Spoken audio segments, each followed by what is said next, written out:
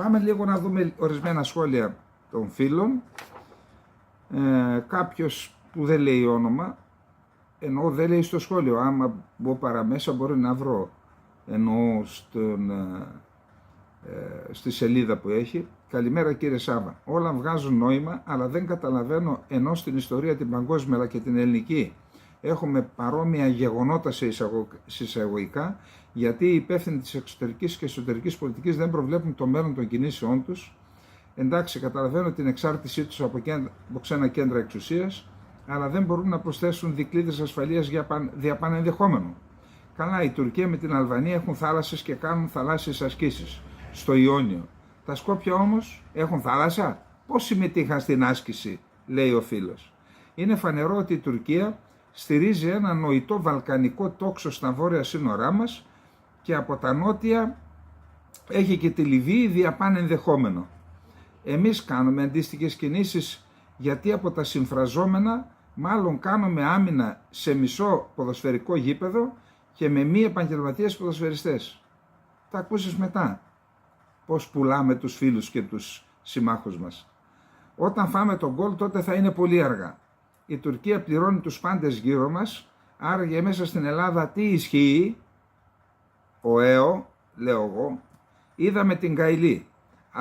Άραγε μόνο αυτό το αρνητικό παράδειγμα υπήρχε. Για να μας υπενθυμίσεις κύριε Σάββα τα ελληνικά αρνητικά κακό κείμενα μέσα στην Ευρωβουλή, ψάξτε να δείτε τα χάλια μας. Και γι' αυτό συμμετέχω, μπας και κάτι αλλάξει. Νίκος από Νότια Κρήτη. Γεια σου Νικόλα, Νότια Κρήτη. Τώρα μια που είπες Νότια Κρήτη. Εντάξει, δεν κάνουμε τον έξυπνο, ιδέες λέμε.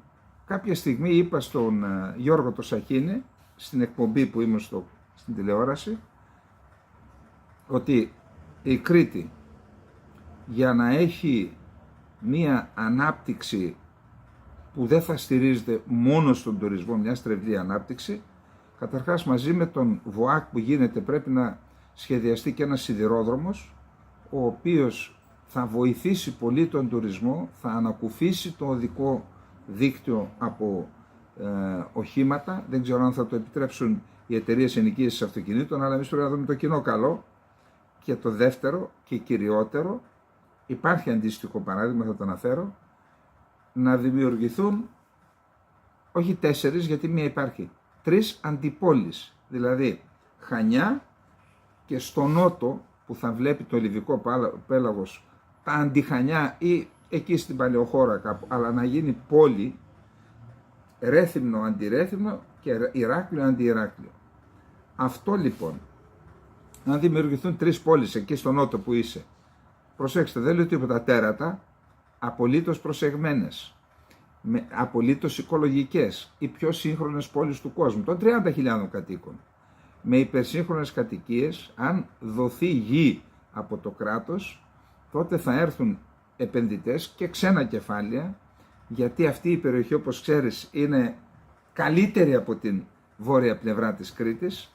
Εκεί λοιπόν θα έχουμε λιμάνια, μαρίνες, θα έχουμε κίνηση στην Νότια Κρήτη, επαναλαμβάνω, με απόλυτη προστασία του περιβάλλοντος, το τονίζω αυτό, πράσινες πόλεις.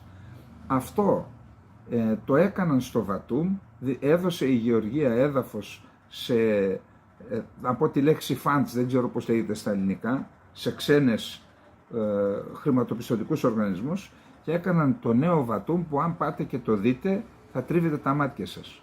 Δισεκατομμύρια λεφτά έπεσαν στην τοπική αγορά. Το ίδιο λοιπόν θα γίνει και εκεί.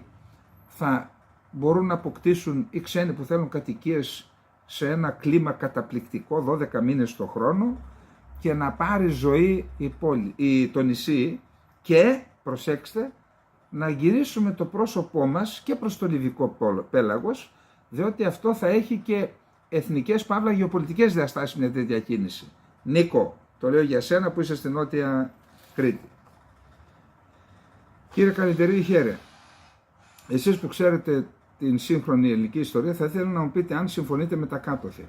Εδώ στη Νέα Υόρκη γνώρισα πριν από χρόνια 3 Έλληνες παιδιά από το παιδομάζωμα που μεταφέρθηκαν πρώτα στα Σκόπια από ο Τίτο για εκδίκηση, ονόμαζε Μακεδονία από τότε. Εννοείς μετά με το ξέσπασμα του εμφυλίου στο τέλος του εμφυλίου. Οι δύο από τους τρεις μεταφέρθηκαν στην Τσεχοσλοβακία και ο άλλος στην Πολωνία. Τότε Τσεχοσλοβακία, τώρα χώρισε. Εκεί έζησαν για πολλά χρόνια και αργότερα και οι τρεις διέφυγαν στη ΣΥΠΑ. Από ό,τι μου έλεγαν οι Έλληνες κομμουνιστές που έκαναν το παιδομάζωμα, έτσι το λέει, σαν τους Τούρκους μάζεψαν περίπου 50.000 παιδιά. Βέβαια αυτοί παραδέχονται μόνο 25.000 παιδιά. Ήθελαν όλοι οι κομμουνιστές με τα παιδιά να μείνουν στα Σκόπια, που σε συνεννόηση με τον Τίτο ονόμαζα Μακεδονία, για να δημιουργούν πρόβλημα μελλοντικά στην Ελλάδα που δημιουργήθηκε. Ο Στάλιν όμως, λέει, πιεζόμενος από Τσόρτσιλ και τη Δύση, τους διέσπηρε σε όλες τις κομμουνιστικές χώρες. Ο Τίτο βέβαια συνέχισε να ονομάζει τα Σκόπια Μακεδονία. Γιατί λοιπόν κανένας Έλληνας δεν ζητάει εξηγήσεις από τους κομμουνιστές, και τον αντίον οι κομμουνιστές του ΣΥΡΙΖΑ υπέγραψαν τη Συμφωνία των Πρασπών και παρέδωσαν την ιστορία μας στα Σκόπια? Ο Ευρωπαϊκός Κομμουνισμός διαλύθηκε το 1991. Οι μόνοι που αρνούνται να αλλάξουν είναι οι Έλληνες κομμουνιστές και κανείς δεν τολμά να τους αγγίξει. Είμαστε για κλάματα.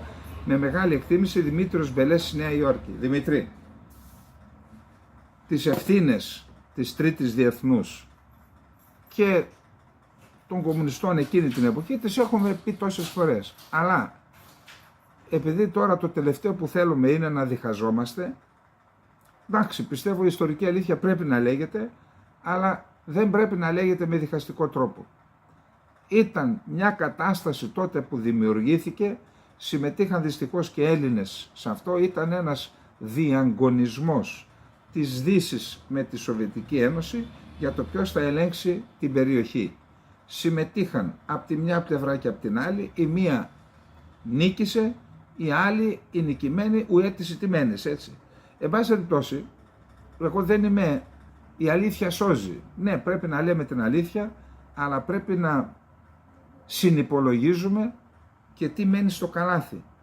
Δηλαδή, εάν χρησιμοποιείται η ιστορική αλήθεια για να διχάσει το λαό, αυτό πρέπει να το συνυπολογίζουμε. Λοιπόν, εν πάση περιπτώσει, οι ευθύνες του Τίτο είναι τεράστιες και η Ελλάδα τότε, γιατί εδώ λέμε τη μισή αλήθεια. Εντάξει, ο Τίτο έκανε τα κόλπα του, κυρίως εναντίον της Βουλγαρίας και της Ελλάδας. Εμείς γιατί δεν αντιδράσαμε τότε?